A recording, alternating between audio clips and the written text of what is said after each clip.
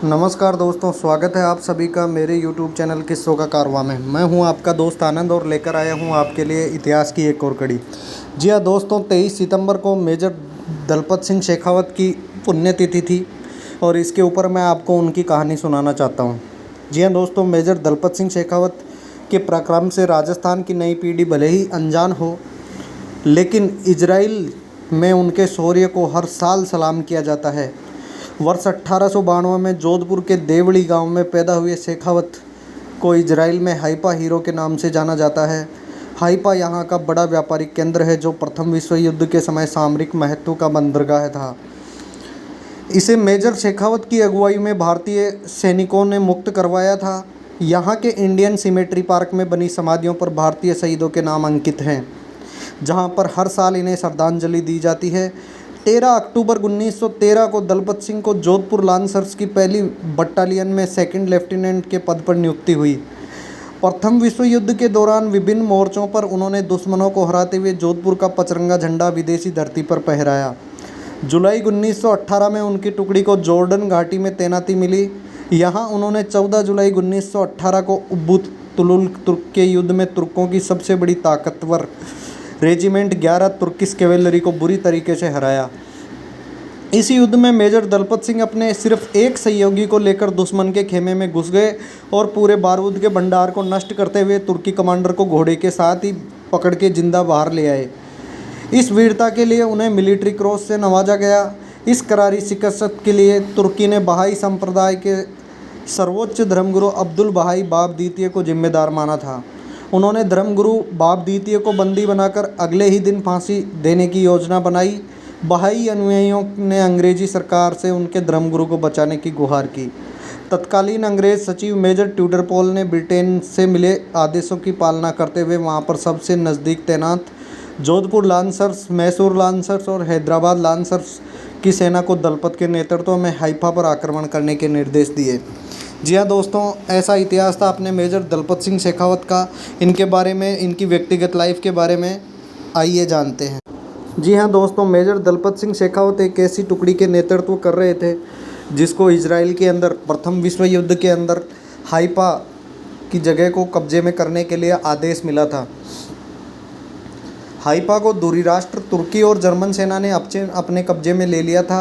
इस शहर को जोधपुर लांसर्स के दलपत सिंह की पलटन ने तलवारों और भालों के दम पर शहर को आज़ादी दिलवाई।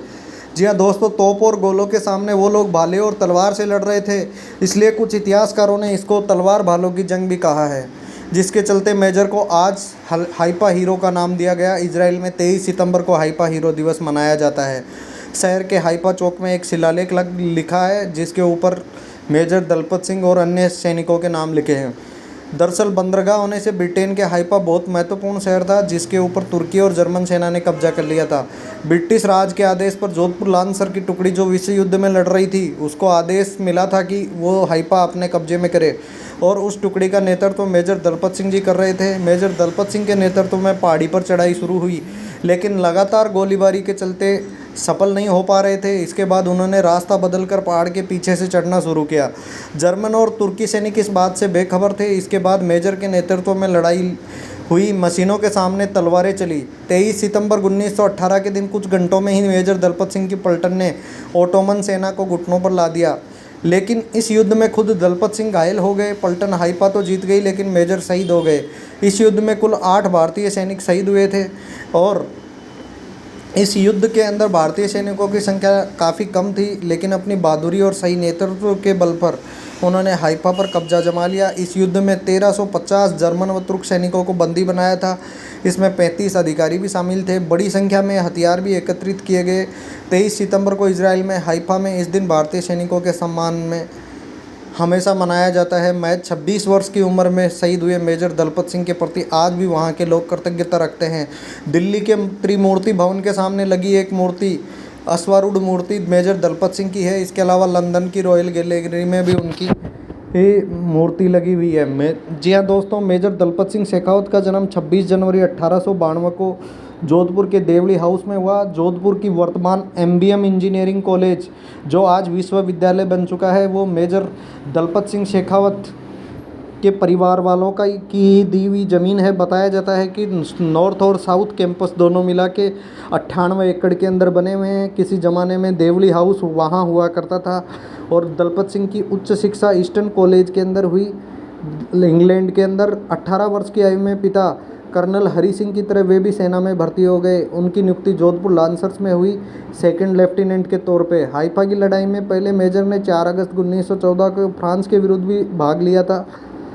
हाइफा युद्ध के लिए उन्हें ब्रिटेन ने मरणोपरांत मिलिट्री क्रॉस से सम्मानित किया। जी हाँ दोस्तों, एमबीएम इंजीनियरिंग कॉलेज के जो छात्र हैं वो आज भी 23 सितंबर को मेजर दलपत सिंह के सम्मान में आज भी उनकी पुण्यतिथि को सेलिब्रेट करते हैं। जी हाँ दोस्तों, ये थे अपने मेजर दलपत सिंह शेखावत और उनकी कैवेलरी की जीत। ऐसे जो योद्धा होते हैं इनके इतिहास को राजस्थान के होकर कि राजस्थान के इतिहास के अंदर इनको नहीं पढ़ाया जाता। लेकिन कमाल की बात है, इजराइल के लोग अपने बच्चों को प्रारंभिक शिक्षा के अंदर इनका पाठ जोड़ के रखा हुआ है, ताकि बच्चों के अंदर अपने देश के प्रति भावना जागृत हो और वो अपने देश के लिए कर गुजरने के लिए कुछ काबिल बने। जी हाँ दोस्तों, ये दुर्भाग्य ही है अपना कि अपने कोर्स के अंदर मेजर दलपत सिंह जैसे वीर योद्धा की जीवनी या उसकी कहानी को नहीं बताया जाता।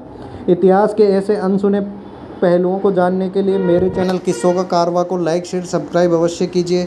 धन्यवाद दोस्तों।